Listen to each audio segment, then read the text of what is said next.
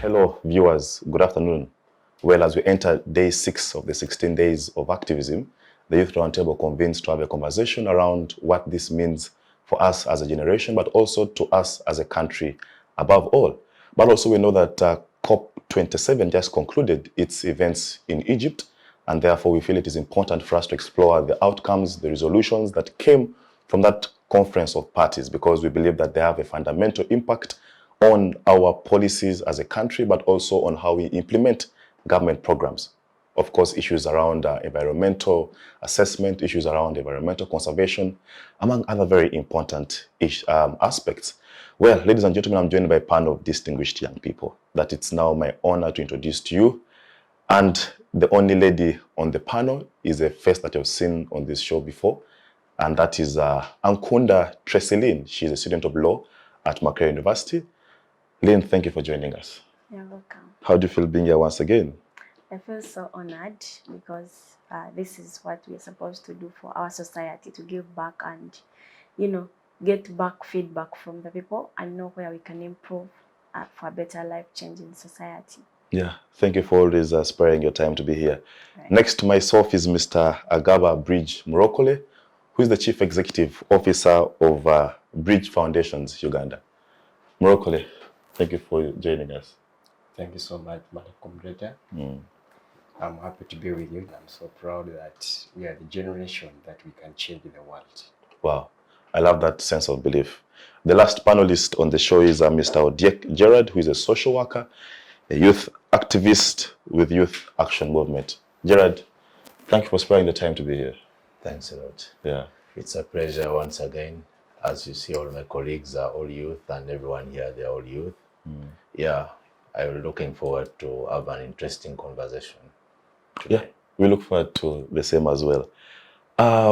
As you may notice, we are usually 5 rather, but today we shall only be 4 because of certain technical issues that we got along the way. But let's just begin the conversation right away.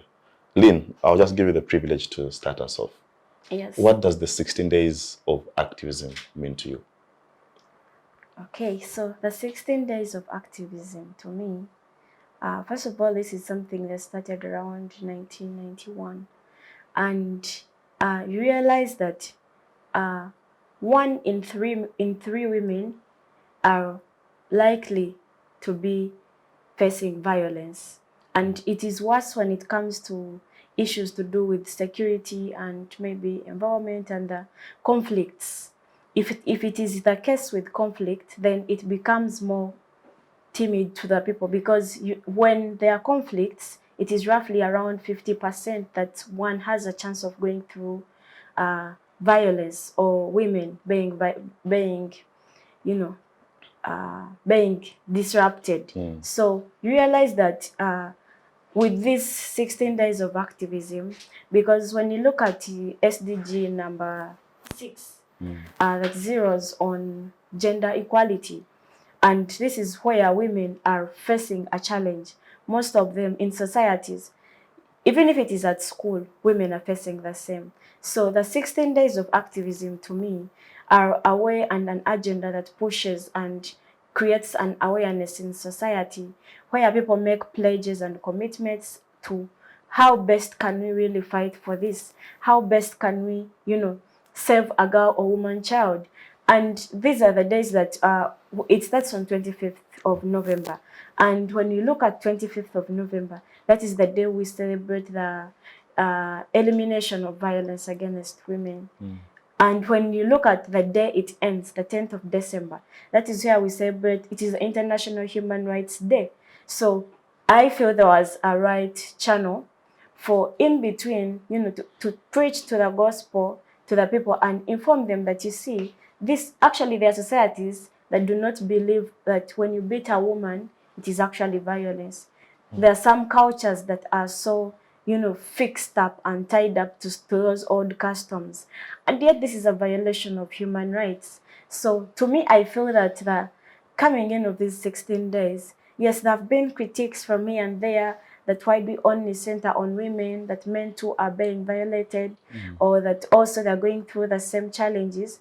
But you realize that the biggest number is the women. And women are mothers.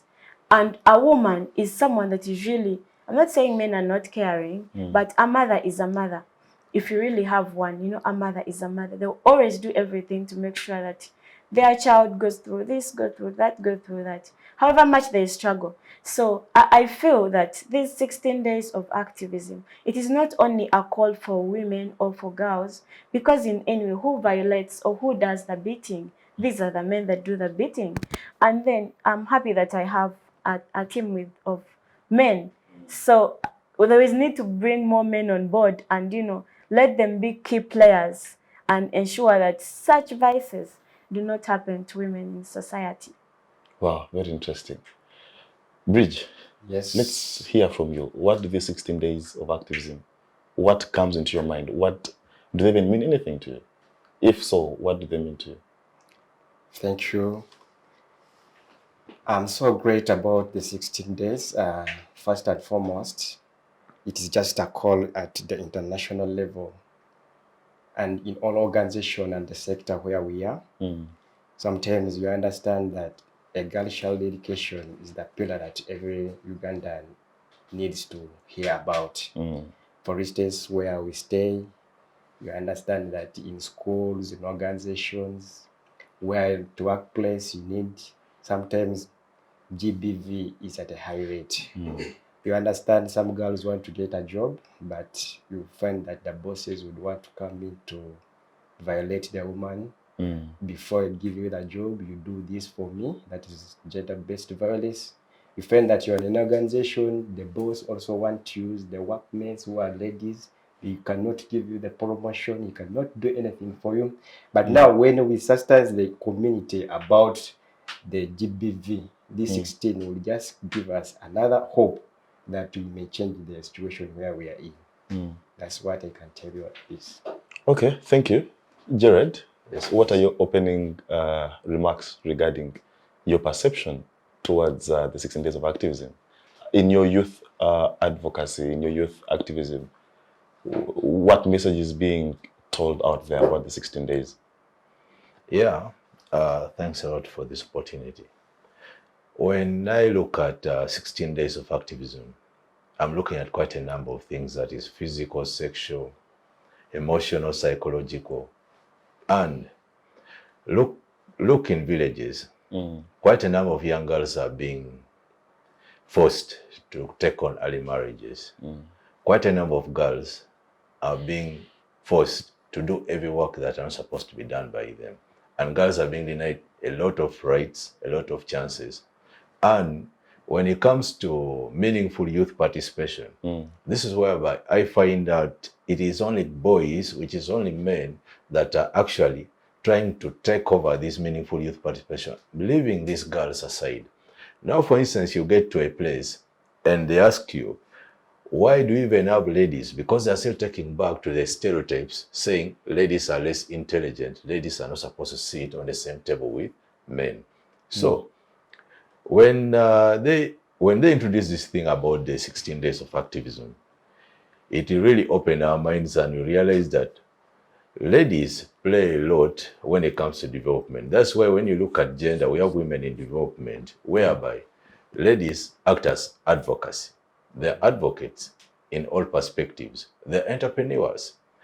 That's why when you find that violence against girls and women, it is as a result of conflict and insecurity. Once there's no security, once there's nothing to protect them, trust me, men will come back when they are drunk and they start misusing these ladies. That's why, even as my colleagues have said, there needs to be thorough explanation to men outside there about gender-based violence, because most of them do not understand what it takes to be a woman. When it comes to be a woman, we have quite a number of things, because look at the pain they go through.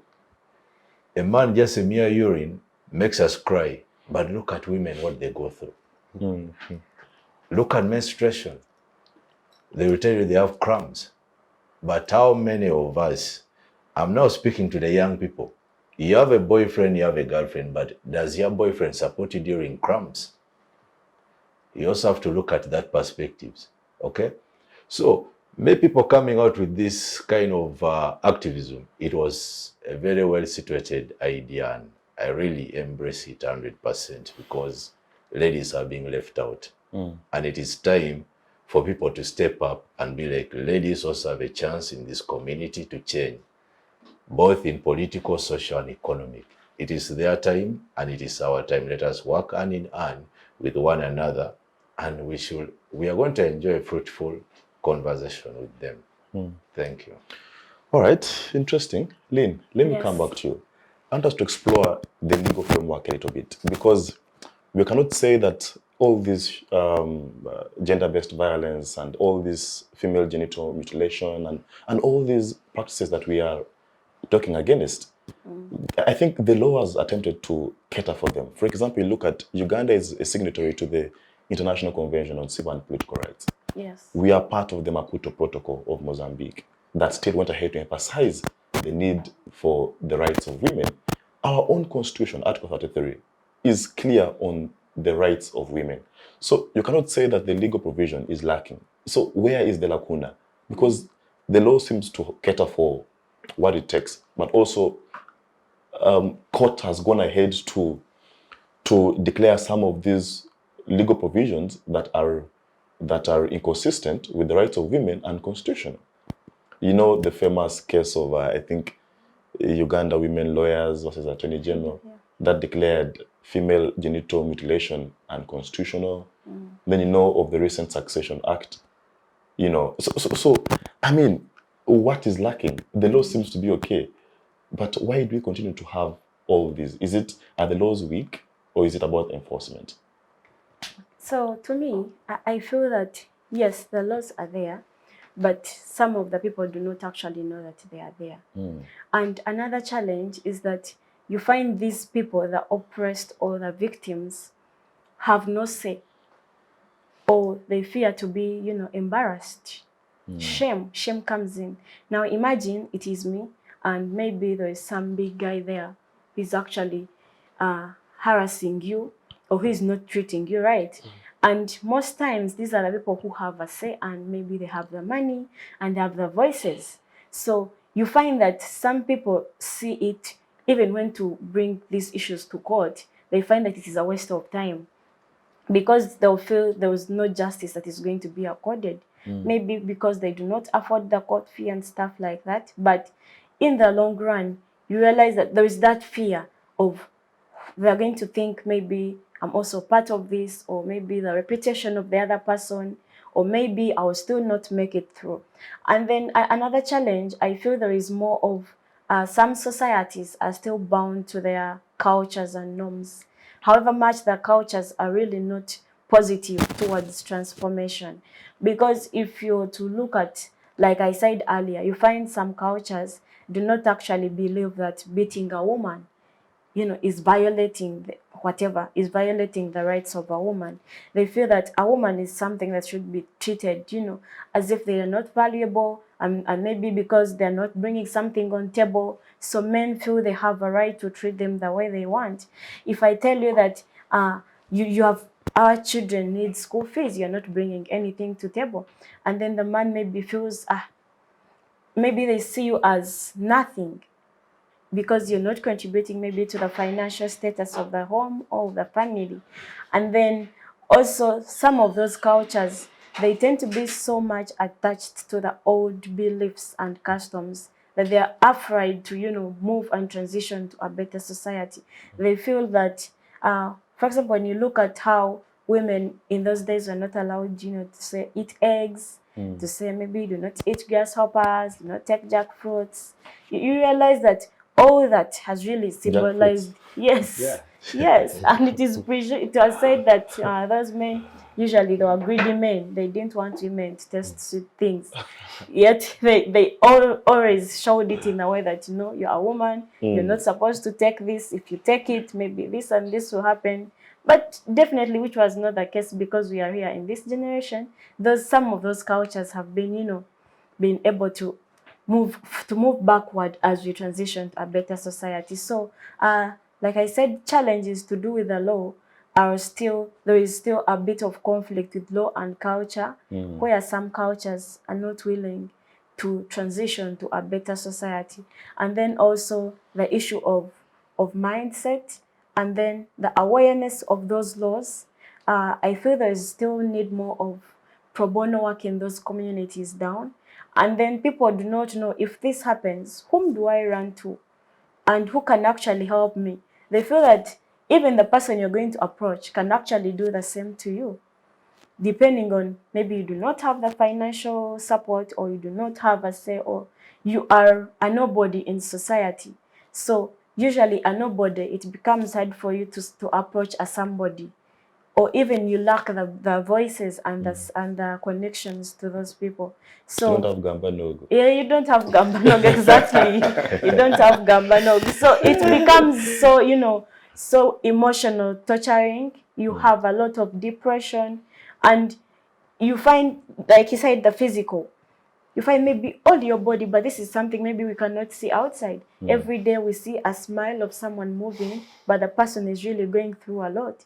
People fear. Maybe you have a reputation to keep. Maybe your mother is being beaten all night, but then she feels this is something my children should not even know about.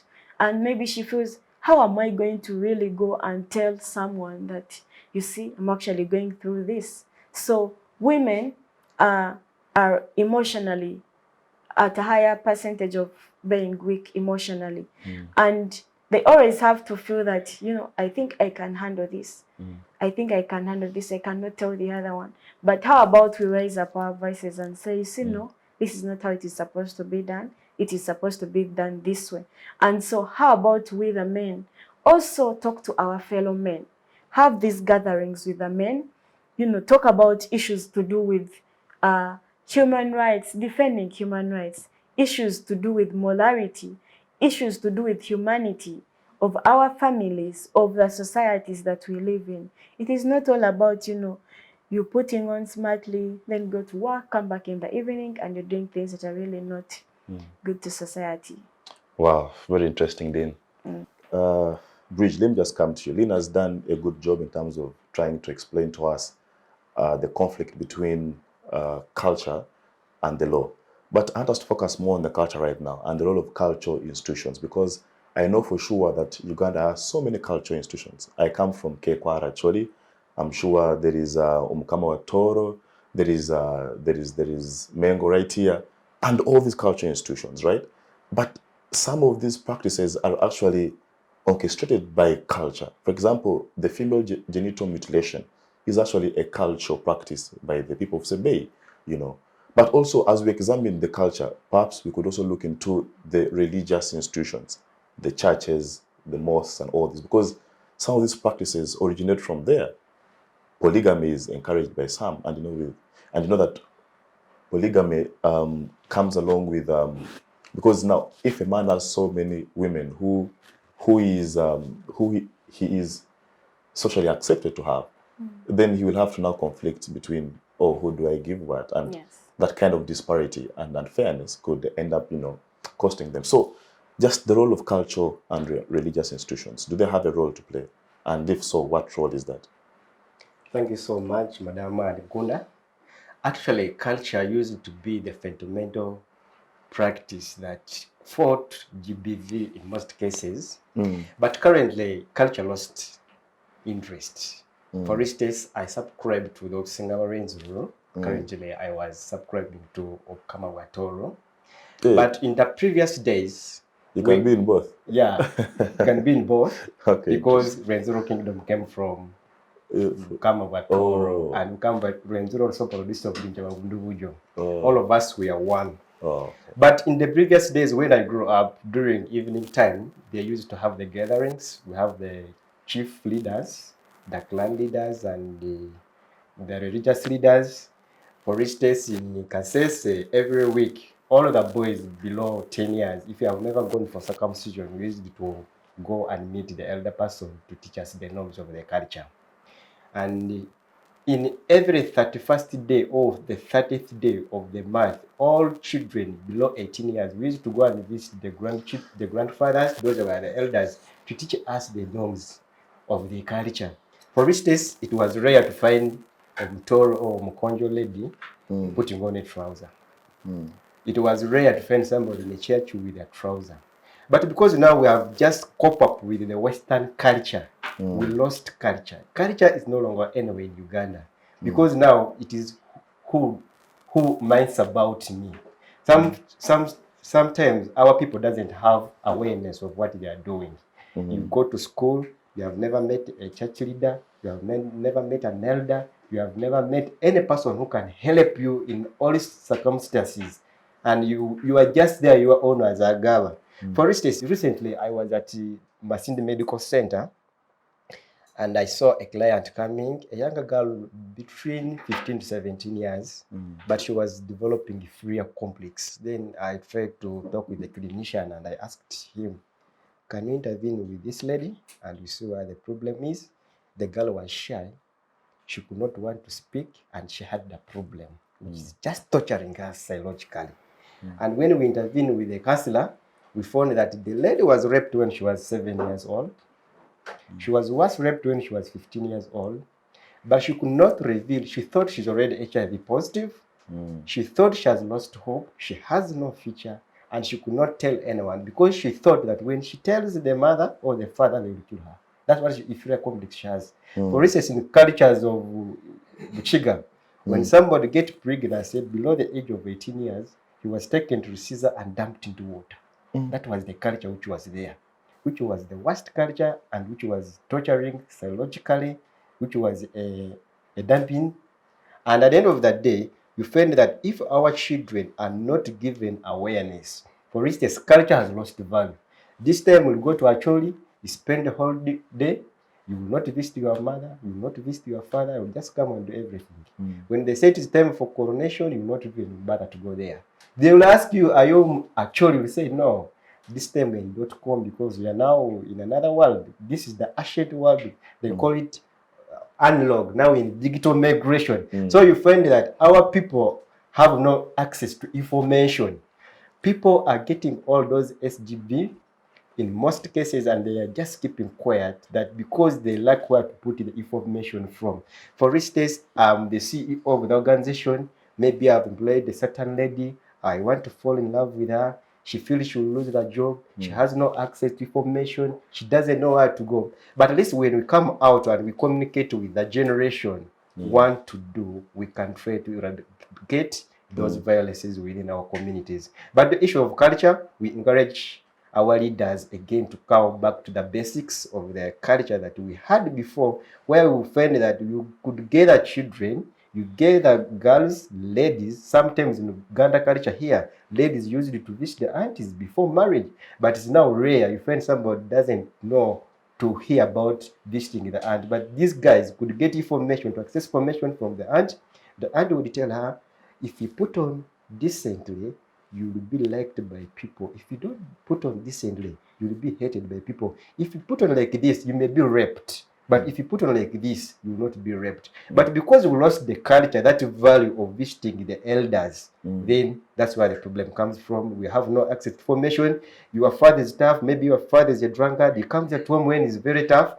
Instead of telling him, he will kill you. But if you have the access to information, maybe the dad has come when he's drunk and I've been raped somewhere, I can run to the aunt and I tell aunt, this has happened to me. Help me in this situation. And we try to normalize the situation before the dad comes. But because we have no that access, sometimes we need even to bring those children to us so that your child can love you as a father, so that in case of any problem, he can be able to inform you what has happened within the community. So let us go back to the basics.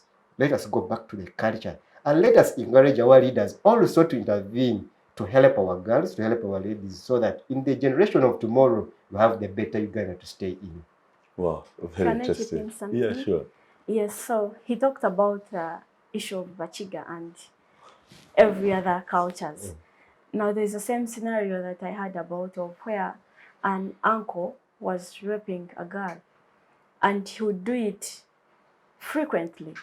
But he told the girl, if you dare tell anyone of your family members, they'll all die.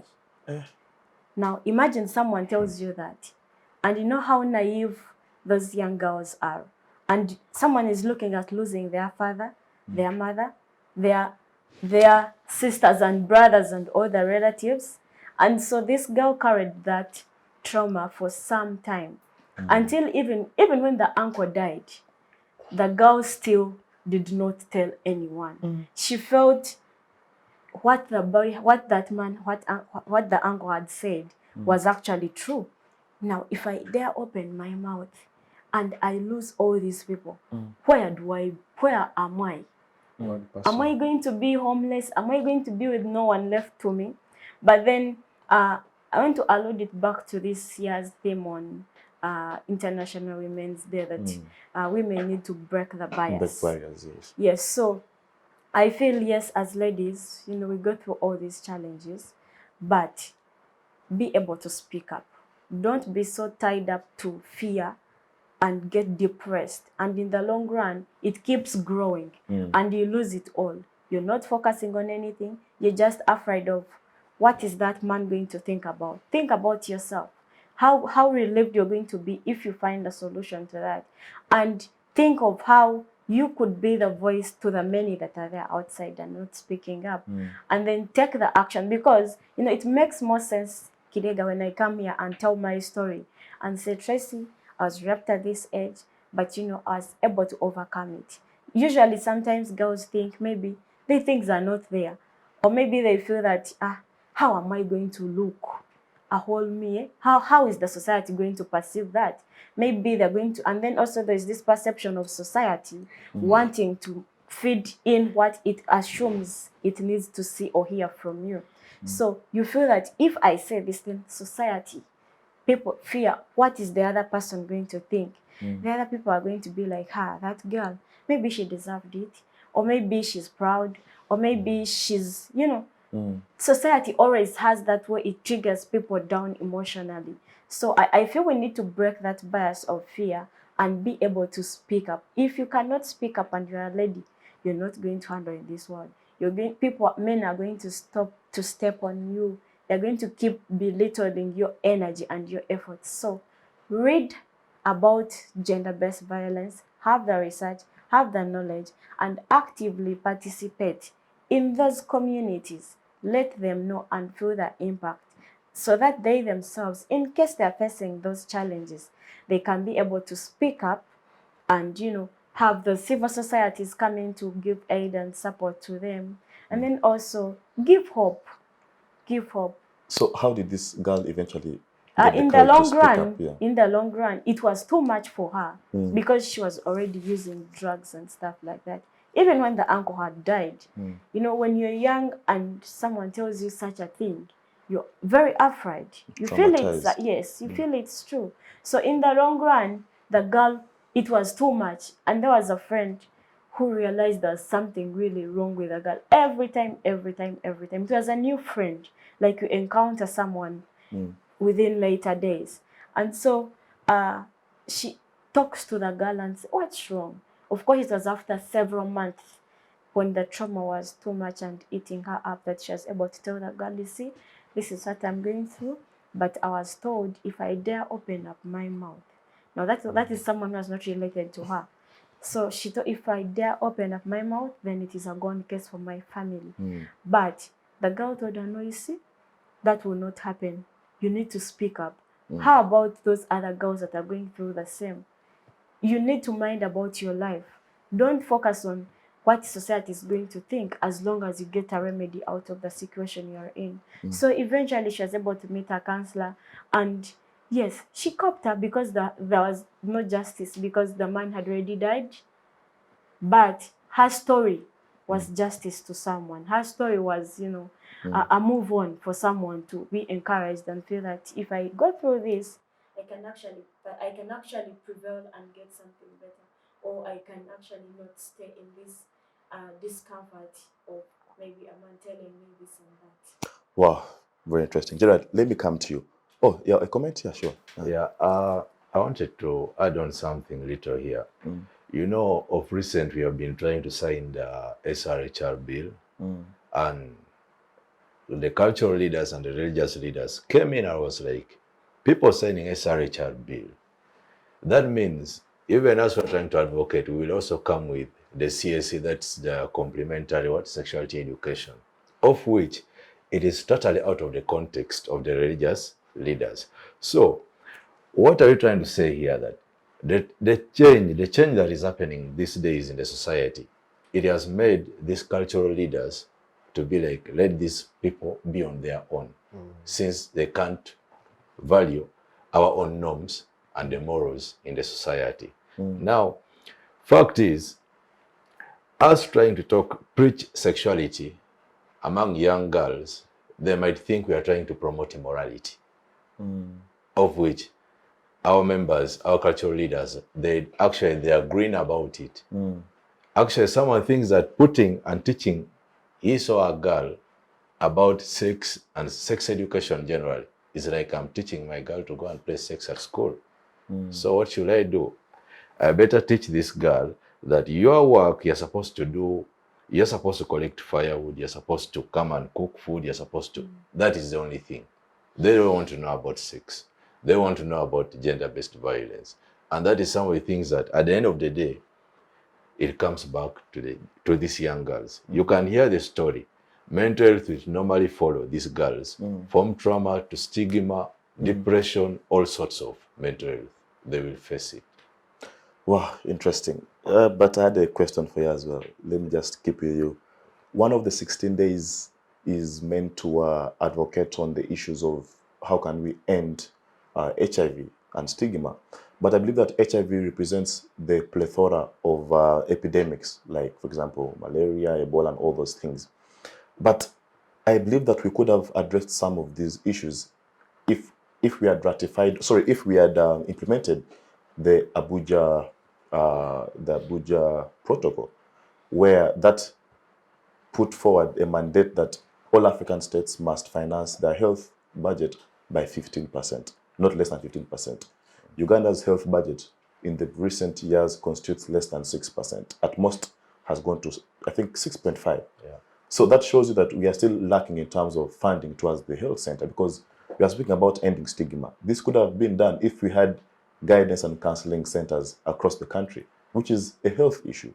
You know, HIV could have been ended if we had robust healthcare systems, okay, that are well funded and all these things. But we cannot fund them if we are only putting 6% into the health center. So do you attribute some of these challenges that we are facing with issues around gender to the lack of funding in the health center? Is there insufficient, and what can government do better? That's a very interesting question, but I want to pose one to you. When COVID came, To me also. yes, when COVID came, Yes. how much did you get from donors?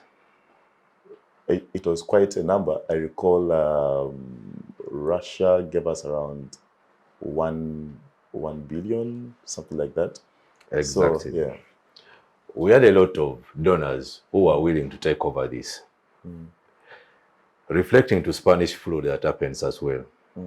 Donors as well came in. Coming to Uganda situation is that you try to fund something, but it is only benefiting the rich, leaving the poor. You get? Leaving the poor in that these poor people, they're actually green about HIV. They are not taught. There is no campaigns that is running in villages. And even if campaigns are running in villages, it is only benefit those who are somehow better in the village. So it is us, the advocates, it is us, the activists, to think of them. Because however much you talk of donors to come and give us more money, because we have only 6%, others having 15%. So for how long will we even match their time when you're still in 6%? That's why it is now called for the community members to be aware of their status.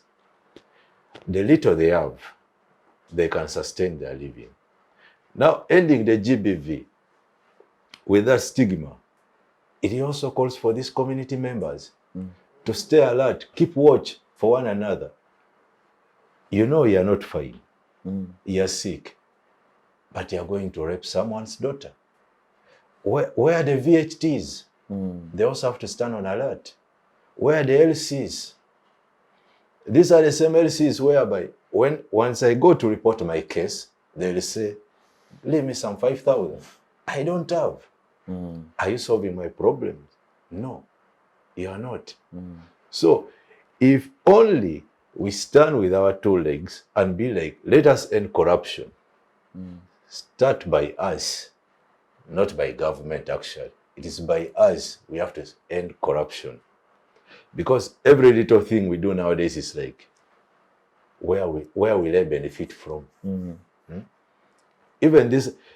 However much I'm also trying to blame the government for not financing these HIV things. Still, even them, they're also in that controversies.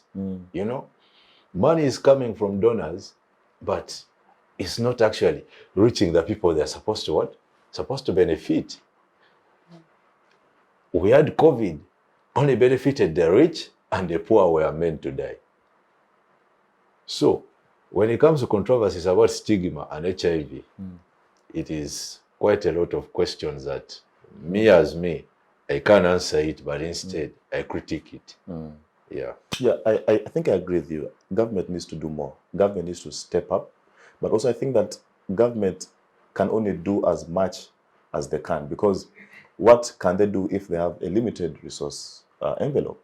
How is our compliance as citizens towards remitting taxes? Because the health center that we're talking about, the healthcare system that we're talking about, must be financed by money. And the money should not only come from donors, like you're saying, but also domestically. So what have we done as a people to generate and improve our domestic resource mobilization so that we can be able to finance our own development? What are we doing around illicit financing? What are we doing around corruption, like you said? So I think that it's a much more broader conversation, but I think we can explore it with time.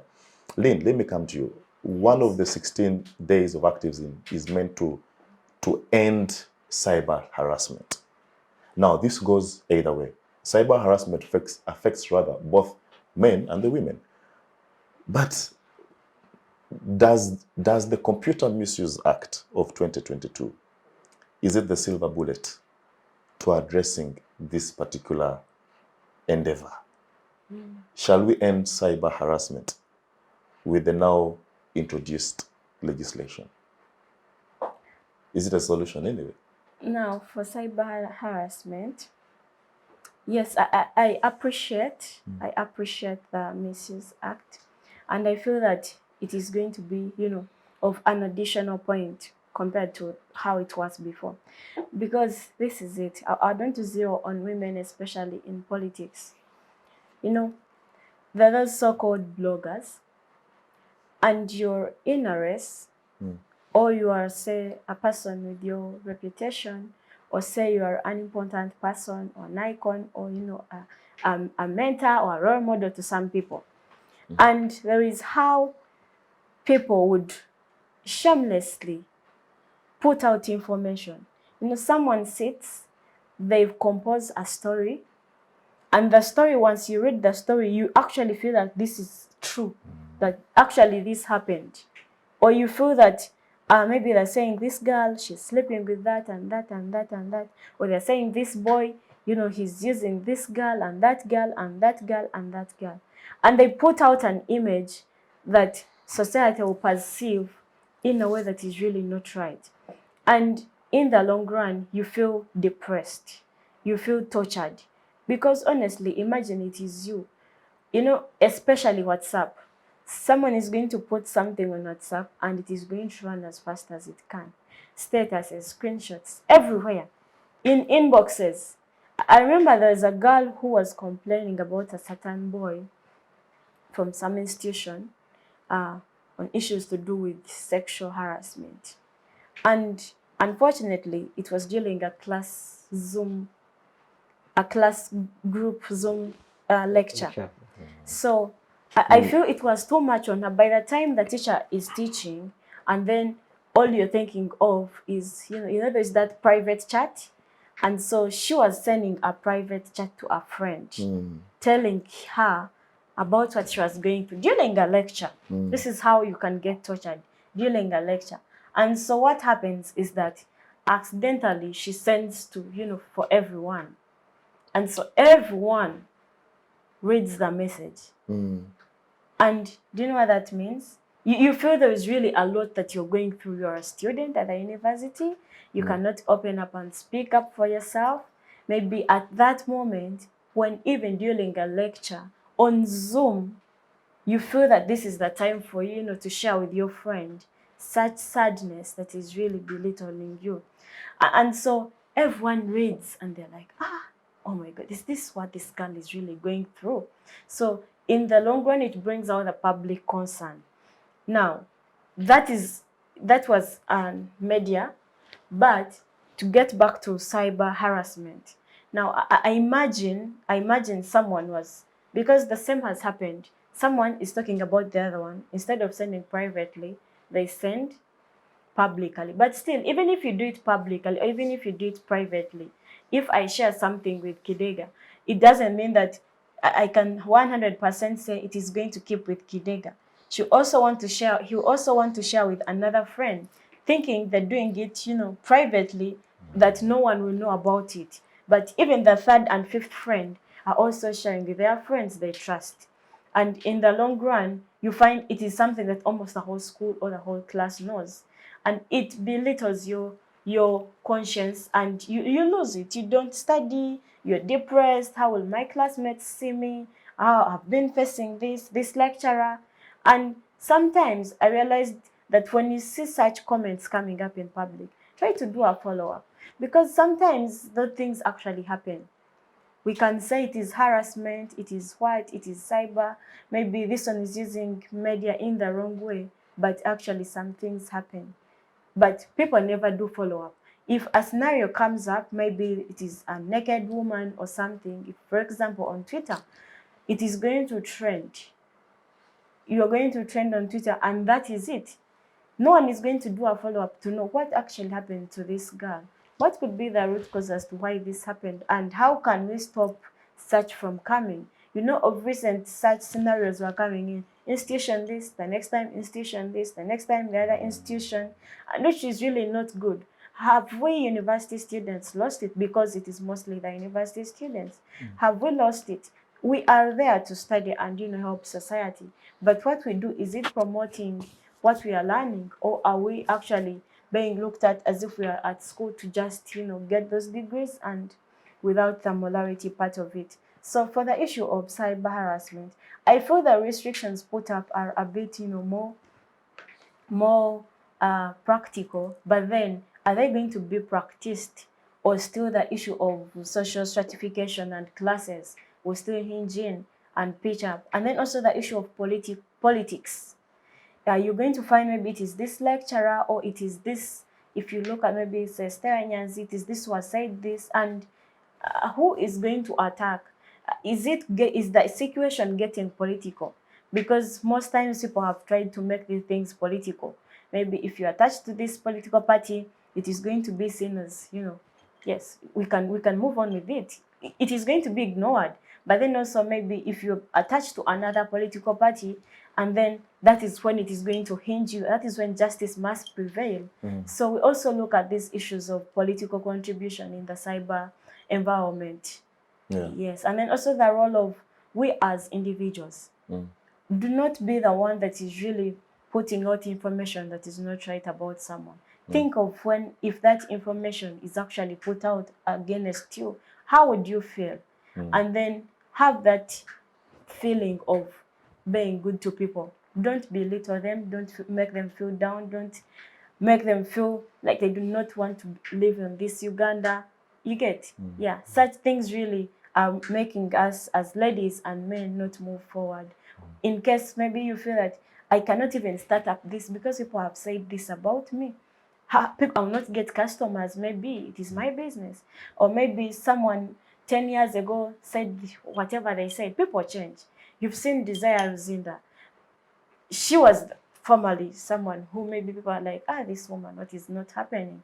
But people change. You just need to give it time, talk to them, and let them believe in hope, and they will be able to renew their lives. Wow, interesting. Bridge, one of the 16 days of activism is that we must end violence against refugees. You come from a refugee area, the Kasese part. With the conflict in DRC that is unending, there is a refugee spillover in Uganda. Now, the issue of refugee and Uganda operates an open door policy. I think we are second after Tunisia in the whole world regarding a robust and good refugee policy. But also we are bound by international humanitarian law to really welcome refugees and give them shelter. But as we struggle to end violence against refugees, how do we achieve this with the ever-growing conflict for natural resources? Because refugees who are here in Uganda are competing now for the land, they're competing for the water, they're competing for the food, competing for almost everything. And conflict is bound to emerge even within the resettlement areas, okay? Because now I've had locals saying that, but how comes refugees get a stipend from government? Government gives them some money every month. Yet with the locals and citizens, government, isn't giving us this. So conflict is somehow bound to emerge. So how do we achieve the aspect of ending violence against refugees, but also bearing in mind that the competition for resources is a breeding ground for conflict? How do you strike the balance? Thank you, Comrade Kidega. As someone who comes from a refugee area. One of the philosophers, Dr. Martin Luther, said that when we keep quiet about the things that matters, we decay. On the issues of the refugees being overwhelmingly in Uganda, it is not something that's going to end today or tomorrow. But at least as workers, I work in a Kavande refugee settlement, transit camp in Tisoro. That's where we receive more than 1,000 per day. Really? So it may not end today or tomorrow, but at least we try to see how we can maneuver and manage them. On the current situation, on the topic for today, about SBV, at least we understand that at the arrival, we try to register who has come, where you have come from, before you enter the camp. Continue. Before you enter the camp, we're sure that we ask you what the challenges you met on the road, which means brought you. And at the end of the day, we register more than 100 SBV cases. You find I was raped, I was on the way, I was doing this and this. But at the end of the day, there are some international organizations that have come in. We have UN Women. It has its ambassadors there. We have CAFOMI. It has its ambassadors there.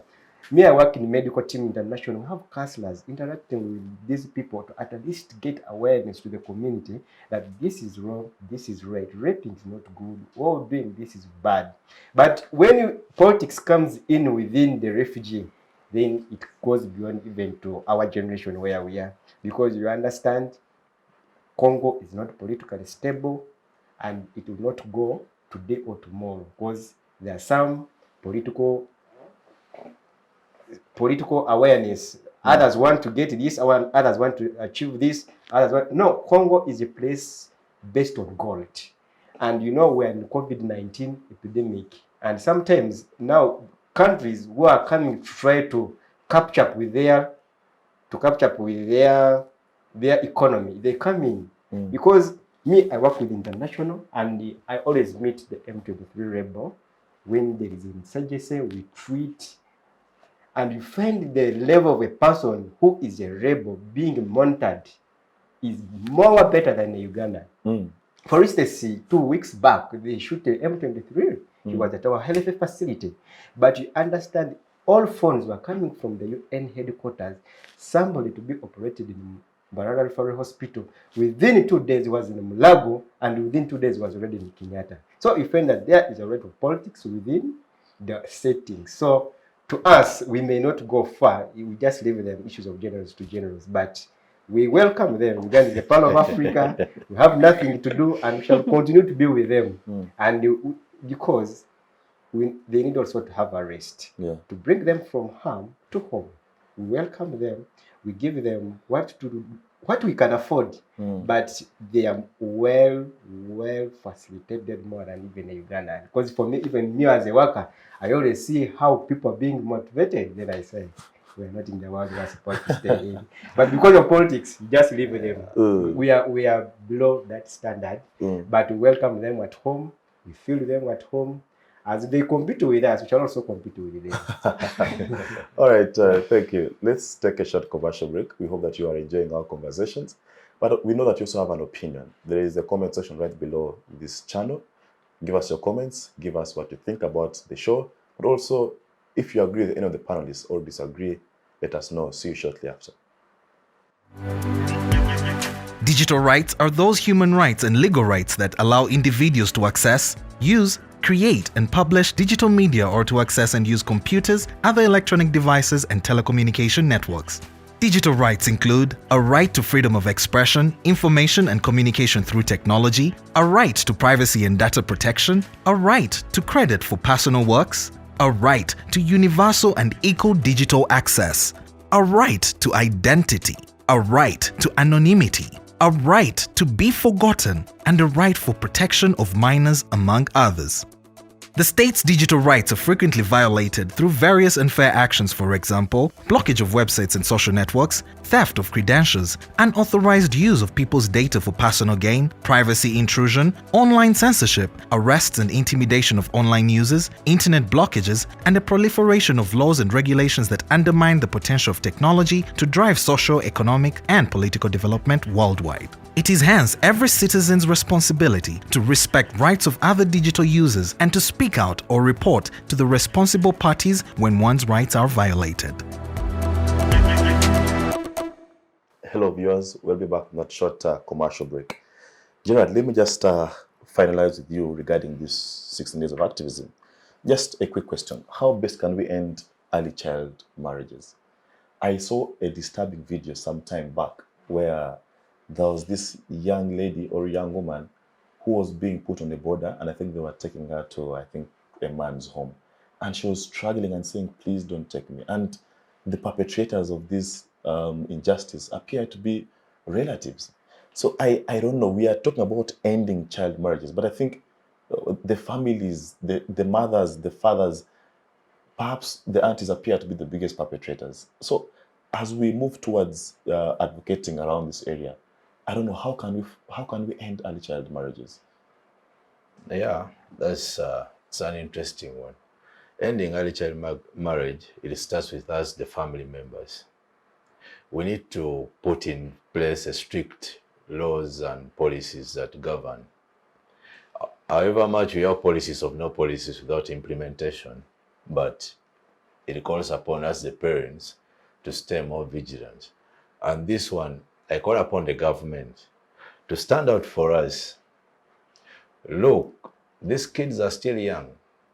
However much they can reach fistula age, but they are young. Forced marriages will not help in any case here. Taking someone to a home that is not happy, they are just destroying a family.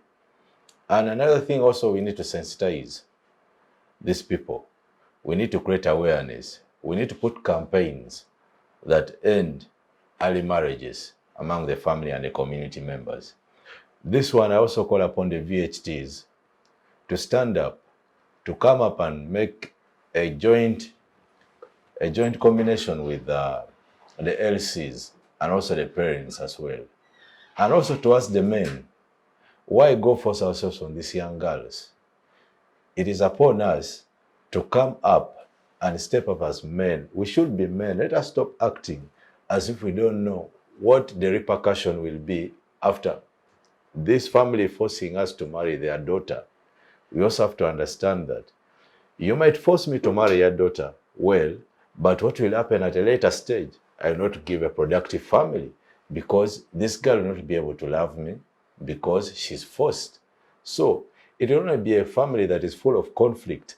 And you know, in family, we have a lot of theories whereby when you don't deal with them, at the end of the day, it is us. Because we have the thinker, the organizers, the spontaneous people. You get, calling this girl also, even girl herself, she has to understand that now me, I'm being forced. Why can't I report to a nearby? Why can't I get a friend and I talk to? I should be talking to my friend. I should talk to my family. However much they are forcing me to marry this man, but I can't. You get? So it is us, the society, us, the community, to stand up. Let us speak one language. Let us not stop looking at little money and we think that we are going to take our young girls for a better living. No, this girl will not enjoy life. It is not yet time. Forced marriage is destroying the future of this little young girl. Yeah. Thanks a lot. Wow, Lynn, just let's get your last comments regarding these 16 days. Just your last comments, then we shall move on to the next topic. So my last comments would really be, this is an advocacy campaign. This is an activism campaign. And one of the ways you can celebrate it out there is sending a message to people. Let them know about gender-based violence. Let them know what is the root cause, and let them know what remedies and solutions could be there to end this vice. You can spread the gospel about the end of this violence. There is the orange color in this campaign runs for freedom or hope, and then the purple color runs, for the hope of the victims and the survivors of the gender-based violence. So we need to move together as one, and as ladies, we need to uplift each other. If you are there out and you want to support this campaign, you can as well support a girl's dream. And by supporting a girl's dream, you're giving her hope that no matter what, she's actually going to make it in life. So be a voice to the voiceless. Practically engage with these ladies, talk to them, know how they are feeling, have meetings, have consensuses, ensure that you're not the perpetrator, ensure that you're not the one causing this injustice to people. Protect everyone and preserve their peace. We need peace in this Uganda. We need peace as individuals. So people are already going through a lot that sometimes they cannot say, and do not be the cause for them, to go through a lot more than what they are going through. Be a cause of hope, be a source of knowledge, and be a supportive person so that we see a better and transformed society. Yes. Well, thank you. Bridge, what are your last comments regarding these 16 days? My last comments about, I want to encourage the religious leaders, the cultural leaders, to go back to the basics and teach our children the morals of the culture, to educate so that our children have awareness about the changing society. We are living in a changing society, and it shall continue to keep changing. Therefore, let us educate our children, and let us know that it begins with me to advocate for it. So let us be the voice for the voiceless. Let us rise and fight SBGV in our society. Whatever happens, report. It breaks no bone at all, because life begins with you and your life matters a lot. So don't keep quiet about the things that decays you in your life, that destroy your future. Whatever happens, come out, speak out. We shall be there for you, because we have leaders, we have chairman locals for one, we have police around you, we have elders. As long as you will be protected. So our children there who are viewing us, I pray that let us start this with you.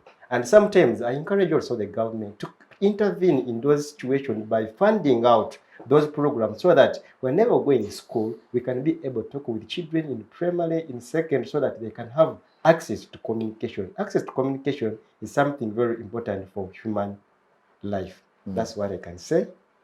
Well, thank you, Gerald. Your last comments. It has been a great and interesting conversation about the 16 days of activism. And however much we might say government, this and that, please, it begins with us. It will be us that are going to suffer the consequences if we don't stand up for ourselves. And leaving that aside, let us not forget to watch one another, because I am your friend, you are my friend. We have to keep watch for each and every one. Calling upon the VHT, calling upon the government, calling upon all the school-age teachers and the teachers, the institutions at large. Please stand up and let us support and end gender-based violence among women and young girls in the society. Thank you. Yeah, I think I agree with you. It starts with us and it ends with us. We have a fundamental role to play as people in ending gender-based violence and all these other very bad practices. Well, let's just shift gears fast forward to COP27 that happened in Egypt. Lynn, Yes. did you follow this, the conversation in Egypt? Yes. And just highlight for us, because what I gather is that many of the focus was on Africa. If you look at the 6 resolutions that were agreed upon, I think 2 or 3 of them were channeled towards how can we enable Africa to achieve A, B, C, D. But let me just begin by asking you, is Africa, is Uganda ready for the climate change conversation? Let's just begin from there. Are we ready for that conversation? Yes. Now, when you look at Uganda, I believe we are all aware about the 17 SDGs, and number 13 is an issue to do with climate change, climate action. So you look at Ugandan setting and how climate has transversed, or how the geography has been affected day in, day out. And you realize that for sustainability, in terms of, energy resources, in terms of agriculture, in terms of minerals, in terms of good health, in terms of water, in terms of economic development, in terms of infrastructure, zeroes back to the climate action point. So if there is a loophole, or if the climate action is not favoring, or if the climate action is destroyed day in, day out, then it means that it is a disservice to us as Ugandans. So the need for us to cooperate in the climate change actions and ensure that we have a more climate friendly nation, and then also having some people, young people, take up actions on issues to do with climate, I feel is really a good move, and it is going to help us in issues to do with economic, social, and everything. Because if the climate is not okay, Kidega, if we are destroying crops, if we are not having the right, use of minerals, and then the fossils, the fuels, and everything like that, I feel still it is going to have a pinch on us economically because of maybe finances, and it is going to have a pinch on us in terms of infrastructure. Yes, so I feel with the issue of climate action, it is something that we need to embrace, take part in actively, plant a tree, do something that is really going to make the climate a favorable one. Because with the wrong climate action, I feel the environment is not conducive for us. So, like, to answer you, I feel yes, it is a good forward movement, and it is something that all the stakeholders, if others can, then why not us, if it is for the best? All right. If others can, then why not us?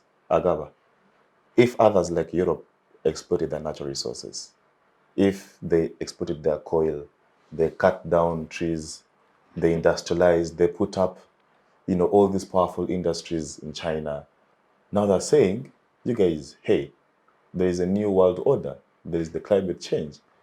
But if they did what they did and they're not developed, they have powerful economies, Africa still lags behind.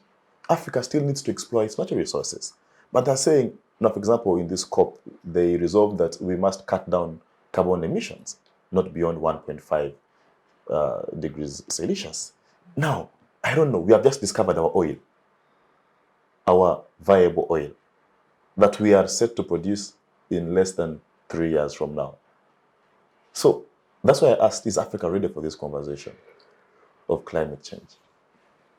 Thank you, Comrade Kidega.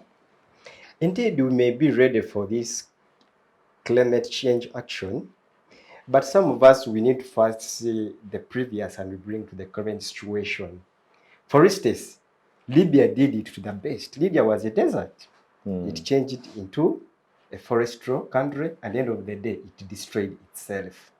And where I come from a place which is so mountainous. Kasese is a mountainous area where I experience a lot of floods. Everywhere you find floods in Kasese, but we are trying to make actions towards the cause. For instance, now you find that Montreal was having snows. At the end of the day, it is no longer snows, and this is causing a lot of destruction in the forestry area, in the mountainous, and to cause floods. And what Madam Ankunda said, that we can go green campaign. We ensure that in our cities, in our urban centers, we have go green campaign. We plant trees, plant a tree, plant 1,000 trees. Distance ourselves from cutting down of trees. Actually, we shall have to deal with the climate change. And when we have a lot of minerals, for instance, that can favor us to do those actions, actually, since I was even in senior form, I heard about the oil in the Albertine region. That was 2010, and up to now, I've never seen people producing oil, and I don't know whether it is there. But we shall still continue to say that we have discovered oil. But in Uganda, many laws are said at the end of the day are distracted by us. For instance, there was a law, the bill that passed through, that nobody should use a plastic material, polythene bags, plastic things. But at the end of the day, it worked more than 20 minutes and even it disappeared in Uganda. But in countries like Rwanda, when a rule is set, it is a rule. When a law is set, it is a law. So if we are trying to catch up with the action of the COP27, we need to first put ourselves in the shield that can we make our cities green? Arua was one of the cleanest towns in Uganda, but this time when I reached Arua, it is now a garbage in, garbage out. We are trying about Fort Portal. It was a city where everybody could want to visit. We had clean cities in Uganda, the Mbalis, but sometimes because there is no leaders who can act, the situation has come down. So let us go back, because this is the Pearl of Africa where everyone wants to visit. Churchill said that I have moved in the length and I've never seen a country like Uganda. Let us love our country back. Let us be patriotic. Let us serve our community, our environment, so that when we do that as leaders and other people, now we can cope up with the climate change action. Go green, plant trees. Don't destroy the environment, the ecosystem that we have. And at the end of the day, then we shall cope up with the action of the change. All right, thank you. Gerald, Yes. some of these international players who are advancing the argument of climate change, are they hypocritical in nature? Because why I ask this is that the USA has over 9,000 oil and gas licensed companies. Of recent, Germany issued 53 new licenses to oil and gas companies, and that was not more than 5 months ago. They have plans of drilling in Alaska, including in the Arctic Sea. Now, these guys are continuously exploiting their natural resources. But at the same time, they're saying that, guys, Africa, hold up, plant more trees. Are there some hypocritical tendencies? Because, and I'm not saying that the climate needs to be destroyed. I'm not saying that. But are we going to sacrifice our economic development for the climate? Yeah, I think let us not forget that here we are talking about Europe and Africa. These are two different nations. And it's like trying to compare Messi to Alan Okello. No, that is impossible. You get? So, talking about climate change in Africa, I think let us focus on what is best for us.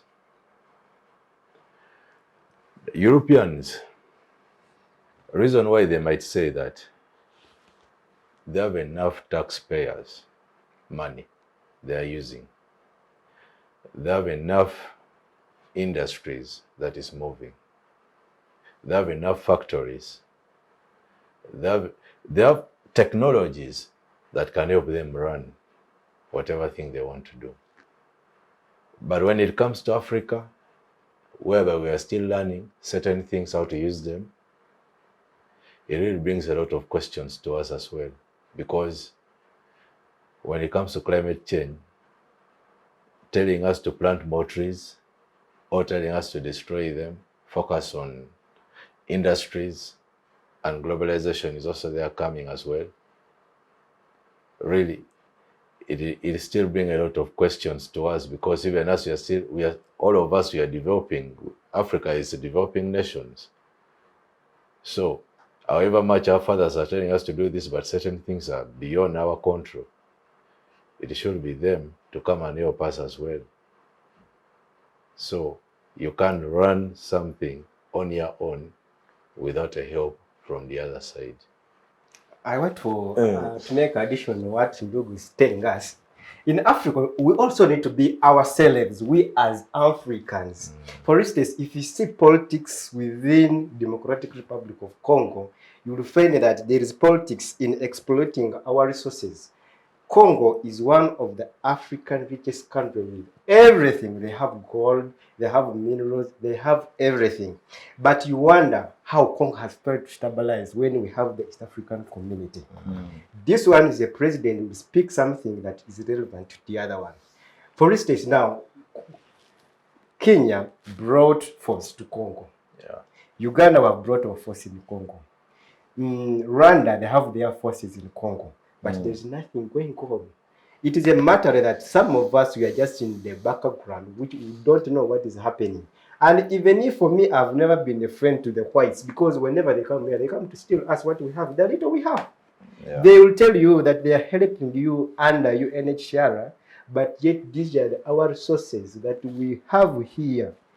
There is no one who will come from outside the country coming to visit us. Even if they're coming to invest, they come to invest when they have an option of either stealing, either doing something for the country. And at the end of the day, they will tell us, I'm coming to do this and this, and we also give this. And you will not know where this document is being sent. Now, you find that even the political stability in Congo, it is politically. People are covering the gap of COVID-19. The Belgians are in, the France are in. Now, they come to colonize us again in the form of investment. So we need also to eye up and have the people who can speak out and say enough is enough. Also, we can start this. Me, myself, or you yourself, Comrade Ankunda, you can start a project here that can raise and get billions of people to activate for something. So let us first be ourselves as Ugandans, as Africa, so that we know where is the problem coming from. How can we get the solution for this? Then after getting that solution, we shall be able to stand. But on terms of action for climate, it's okay. We need also to make our climate good, so that we can also have the left plan. For instance, for me, I come from an industrial area. HIMA is polluting the environment. Kaseso cobalt is polluting the environment. Lembe mines is polluting. You add that the small scale industries, you find that the whole place is polluted for real. You came in and you find that there are other irrigation schemes they're using the ecosystem in organic farming. You find the place is not okay. For instance, in areas of Songora North, where I was raised from, you cannot plant an orange tree and last for 10 years. When it comes first harvest, it is dry. That means that already the climate is changed. Therefore, we need also to have the action to say, let us go inorganic, so that we can also try to change our ecosystem and our environment. That's what I can submit. Lynn. Yes. Gerald made the statement that I think I find very controversial. And his statement was alluding that we must continuously depend on the West for aid and for support and for all these things. But you see, I find the West as very unreliable allies, because one of the European countries is in fact funding COP. They're in fact the biggest funders. One of the Total is funding around 65% of the COP project. So you can see they say one thing today, but do another. So people who are saying that we must end climate injustice and all these things are the same ones who are financing natural resource exploitation. And that's why I hope that we can explore and see the genuity of the global players who are advancing the argument of climate change. Because I don't want us to jump onto these global bandwagons like we did with the structural adjustment programs in 1980s, where IMF and World Bank said that, no, it is time for us to have the structural adjustment programs. Let us open up. Let's have foreign direct investments. Let us encourage borrowing, okay? Yes. And African states just jumped onto that. Let's encourage private sector participation, partnership rather. And these mistakes have lived with us up to date. I am not saying that we shouldn't conserve the environment, but I'm saying that should we take time to analyze the interests that the West comes with much more deeper? Okay, now one of the challenges we have is that, yes, with this COP27, we realize that very many great leaders join up and decide, to have resolutions. But, for example, if I'm to look at the resolution of the loss and the damage agenda, where they want to, because climate has a lot of effects on society. So their view is, if there is a way maybe of aligning those that actually have the money to help out on the effects of those countries that are struggling in issues to do with the climate change that is really not working out for them. I feel that they address more to the surface problems, but not the root cause. Because honestly, if you're saying the solution should be, yes, if the climate is there, if the climate change is there, but it is really degrading, then we shall help out on the effects. Let's say it is issues to do with poverty, it is issues to do with poor infrastructure, it is issues to do with agriculture, because the climate is actually going to have a hint on the issues of agriculture. So if your resolution is that you're going to come in, but you're going to come in a way that you're going to give in financial help and assistance onto the reasons because you have had the effects of climate change. I to me personally think the issue should be you going down deep and analyzing what is actually the root cause. Because you're only having a solution for an upper cause, but you're not having a solution for the long-lasting cause, which is onto the grassroots. If people are doing this, what is the way forward? And then, like you said, the issue of dependency on the Western culture or to the Western countries. I feel, yes, we are developing countries. That is one thing we need to understand. And my brother here said that with those people just come because they need something from us, that because they do this, then they think they should take the other one. But yes, to me also, I would add that if, for example, they come, they're helping out, maybe construct a road. They're constructing a road, maybe to transport their own goods. So in the long run, when they leave, do they go with the road back? No, they don't. And who uses it later? I do use the road. Yes, so maybe we can say that the extent in which they want to, take back is the one that is worrying Ugandans. Because to me, I feel if you're giving support, maybe say the UN, you're giving support of billions and billions, you're saving lives. You're saving lives. And if you're saving lives, then you're adding something. We need to look at the humanity part of it. If you're able to save out a soul or two, but then also, you also have interests. It is a two-way. Maybe they also feel if we're helping out on this, then we can also benefit this. You can call it, I don't know how to phrase it. There is this thing of take a cent wall up. People are not going to, yes, you're not going to, say you're going to take your money somewhere and then you don't expect anything. Yes, it is very hard. You rarely find such people. You also need something. You benefit, I benefit too. Yes, so however much you try, to say we cannot do without them, actually see we need them and they too need us.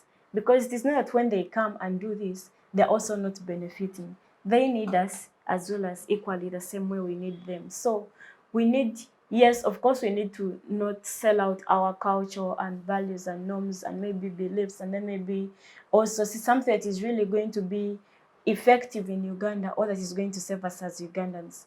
We can adjust to some of them, but then we can also do away without some of them. Some of them we can comprehend them and see how can we align each other. But as long as this is something where they are also benefiting and we are benefiting, I think it's hard really to go against something like that. If you're benefiting and they are benefiting, people want to put money where they see in the direct They come and transaction. exploit what we have so that they can also It is invest not in. that, yes, yes, we are calling it exploitation, but then also we realize that they are the biggest target market for us. If they're the ones taking the minerals, there are very few Ugandans that are really investing money in mineral resources. They are still our customers because they have developed. We must agree that they have developed, and if I can directly put it, they have left us in that scene of development. And so I feel most of the times we are bound to them because we actually need them more. Even when we complain they are exploiting us, on basis that we have not been able to sit down and see what way forward is best for us without them. We have discussed this day in, day out. We have had the same resolutions day in, day out, but we have not been able to find a more long-lasting solution without that does not involve them. That is why you find that even when they come to us, we still find that even when we are complaining that there's a bit of exploitation, we still find that we need their existence. So how best are we going to come up and say, this is a solution so that we do not need their existence? But as long as there is still that gap of we need their existence, I feel there is still a long way for us to catch up and say, they're exploiting us, they're doing this, they're doing that, they're doing that, they're doing that. Equally, if we are complaining and then maybe our solution would be, we can do without you. You can go on. We can also go on. But we are not saying that because we need them. Yes. So I feel, yes, however much the issues are to do with the European countries, maybe the infringement into Uganda, but let us also find something that is really practical, something that is really productive, something that is physical, and something that is going to earn us something, so that we don't have to bench, we don't have to bow to whatever they say, because a king is a king. And if I'm not saying they are kings, but if they are providing for us, and we are not saying no, we don't need what you're giving us, meaning we can sustain ourselves. And if we cannot sustain ourselves, then sometimes we are bound to agree to the terms and conditions. Maybe we benefit, but then also them, as they're helping out, they're seeing how they're benefiting. That's right. Yes. All right, Bridge, let's move to climate change financing. Uganda, I don't know how much money we invest into climate change and financing the same, but what I know is that you spoke of the floods that happen in Kasese year in, year out.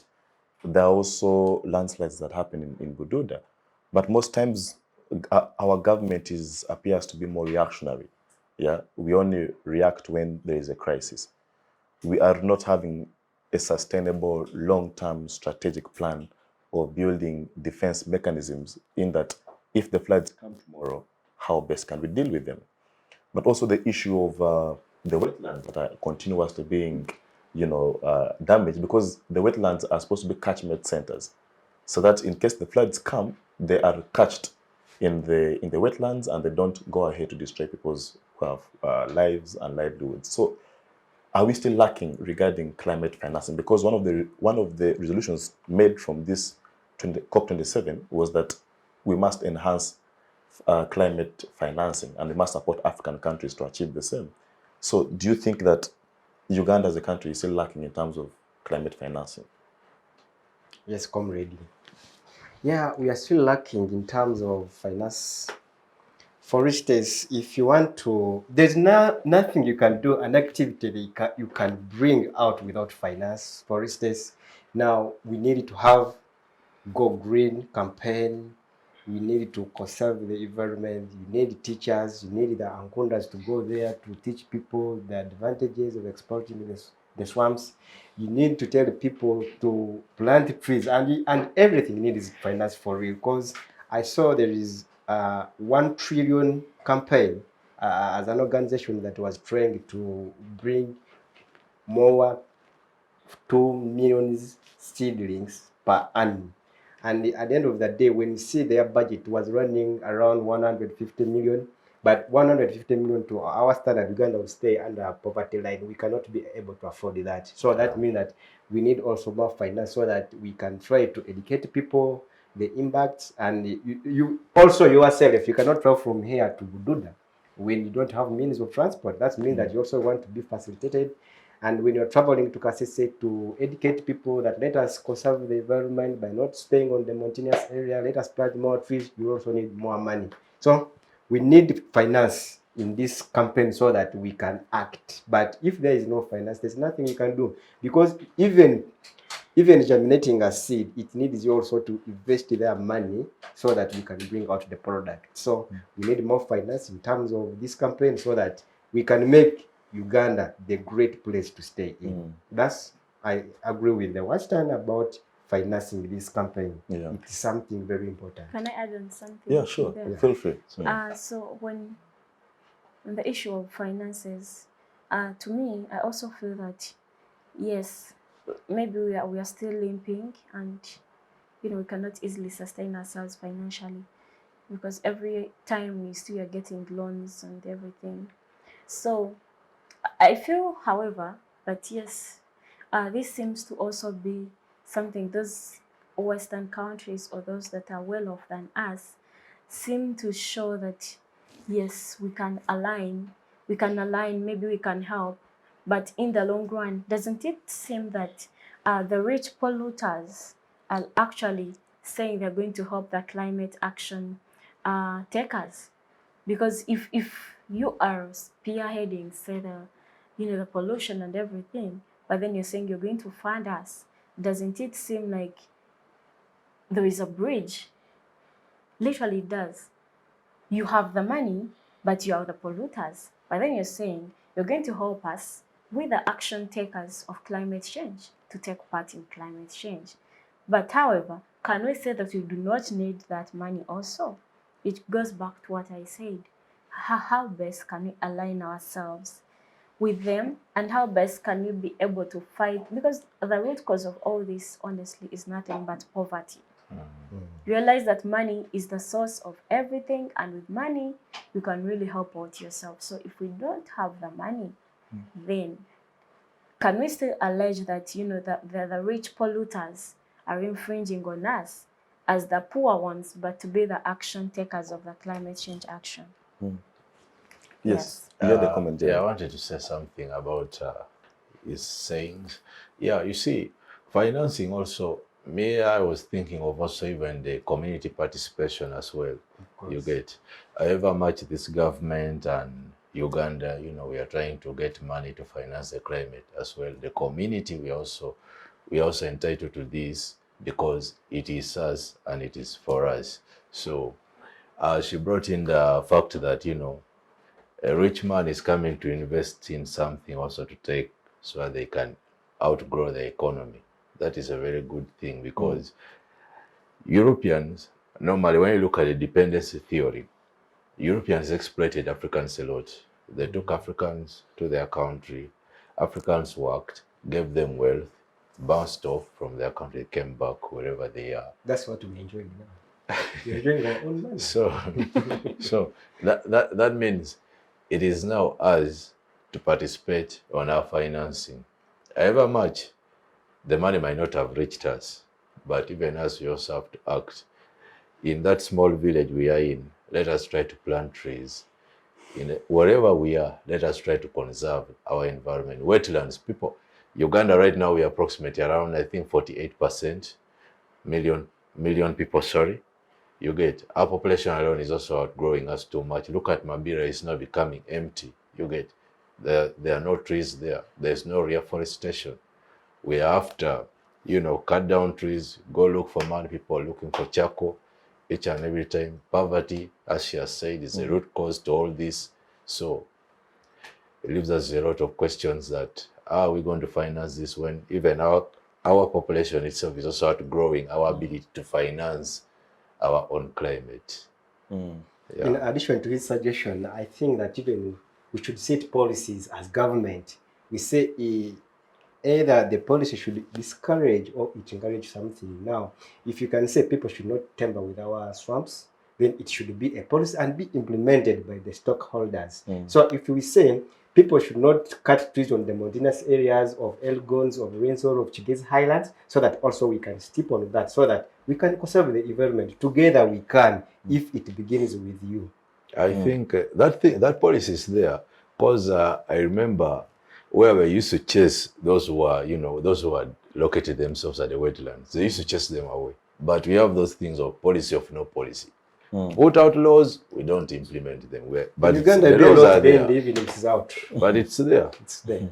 You get Okay, maybe we can ask Council to help us enlighten. Council, the issue of policy and laws that are being discussed right now. I know that Uganda is a signatory to the Paris Agreement, which was around climate change and all. But I also know that domestically we have the NEMA Act, we have I think the Fiscal Planning Act and all these The things. Land Act, Land yes. Act. Yeah. So is the legal framework sufficient to address the ever-emerging 21st century global norm of climate change? Do we have the legal framework that is sufficient? Yes, the framework is there, but the only challenge is the implementation. Okay. You people, you must agree with me that Uganda, we have policies. The policies are there, day in, day out. Yeah. Policy this, policy that, but the only challenge is the lack of follow-up and the lack of awareness and implementation. And you realize that if you keep making policies without implementation, then there is no need for you to make more policies when the ones you have are actually not being implemented. Now, this issue of COP27 from I think it was around 7th to 18th of this month. So it may have ended maybe, but climate change is here to stay. The losses, whether it is loss, whether it is profitable, we are here to face it. We are here to face it together as Ugandans, together as Africans. Whether we are saying that is the only remedy out, there are better remedies. Now, if the COP27 maybe has ended, are we saying climate change has ended? Regardless of the resolutions, because the implementation part of it is the one that is really key. If we are not having implementation, my friends, if we are not targeting the root cause, if we are getting solutions from above to zero on the above causes that they feel these are the causes they can help, then we're not going anywhere. If we are not able to sustain ourselves, we are not going anywhere. If we are not having, something valuable and something that is more comprehensive, something that is more understood, and something that is more well elaborate in this cause, we are also not going anywhere. So I feel the legal framework is there, sufficient, but the implementation and awareness. And that comes back to poverty.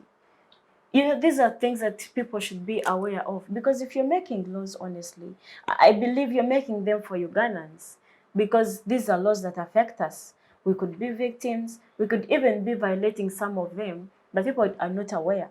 And then also when you get back to the judicial system, or maybe to the who is responsible, whom do I talk to, part of it is also still a lacuna. If you look at districts, maybe say the NEMA in the district, or maybe say the district forestry something officer, is there, do you even know him? Do you know that he even exists? And do you know how many people in cases of these forests, parks, I know of one forest in that Deep Muheju district.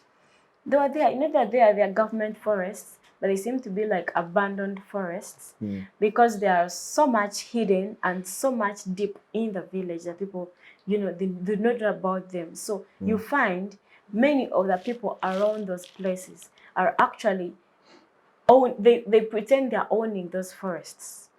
And when they pretend they're owning those forests, what happens? They use them the way they want. They they cut down the trees, they burn them, they are for their animals, they are for what? And no one is accountable. No one is accountable because even the forestry authority is not aware. They could be aware on paper or in theory, but physically they are not aware. You can even find no one has ever gone there. And maybe sometimes you find even those forests, because they've been cut down day in, day out, the other animals that live in those forests are now dispersed. And what happens? They get back to community. And that is where I hear instances of an elephant has attacked someone in their home. Issues of, and this is something that we need to do as one society. Yes, so the need for a more elaborative step will never let us down. All right. Before I take your last words on this topic, let me just ask my last question to Bridge. Bridge, COP27 set a very ambitious target that we must cut down to 1.5 degrees Celsius. And I think for us to achieve this, then we must move into, for example, renewable energies like wind and all these things, but also that we must cut down the fossil oils, like the fossil fuels. But now the question is, should they introduce, for example, electric cars?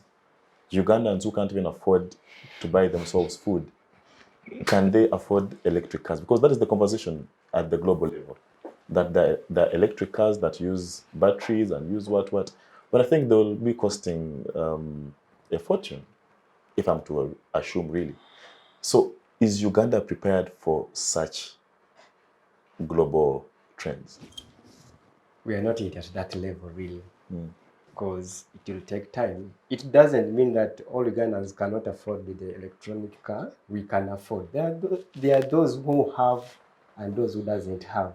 And you understand, our economy is increasing per day. We cannot remain the same today, tomorrow. Today you are Kidega, today I'm Agaba, but tomorrow will be Kidega in another form. So the little we can afford, I understand that by time T, we shall adapt with the change. It is a matter that by that time we unlock, we use these button phones. They brought smartphones. We thought we cannot afford smartphones. Now people are on iPhones. Now we are going. So if they can introduce this type of cars, it could help us to conserve the environment. For me, I agree that we are ready for the action, as long as we can conserve the environment. All right, colleagues, thank you very much. I'll just give you 2 minutes or a minute each to give us your last words on the show. And I'll begin with you, Gerald. I'll come to you, Bridge, then I'll end with the lady on the show. Just your last words regarding COP27. COP27, as my colleague has said, that Ugandans, they are ready for what? For electric cars. For me, I say, look at our roads, so poor as it is.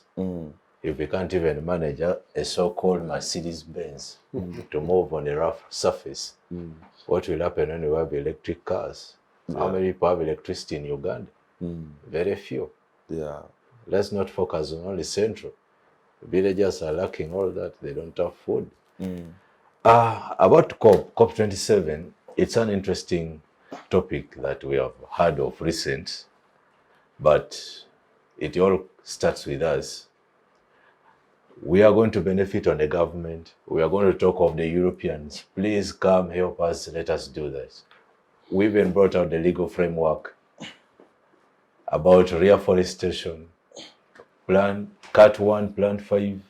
All that is not working.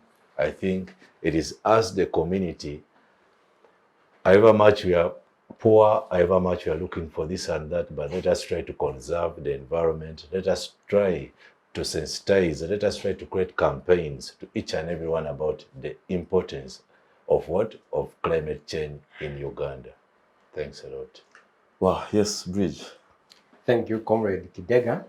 My last word to the viewers, I say that let us protect the environment. The environment begins with you to be protected. First, let us deal with the strategies, how we can protect our environment. We should not cut trees. Even if you are living in urban centers, we have urban planting, we can go green belt. That campaigns are there. For instance, in Kasese, we have green belt campaign. Plant trees under the roadside. And once you are phone taking this, it is an offense. So let us implement laws. And I also want to encourage our government that when we set laws, let us act. not setting laws today and tomorrow there's nothing. So let us act and we can conserve the environment together. And conserving the environment, it begins with you, it begins with me, and it goes to someone else. May God bless you. Wow, thank you. Tracy. Yes, so my last remarks would definitely be that let us not focus on the symptoms of the issues to do with climate change, but rather let us focus on the issues of the root causes of what is actually bringing challenges with this climate action point.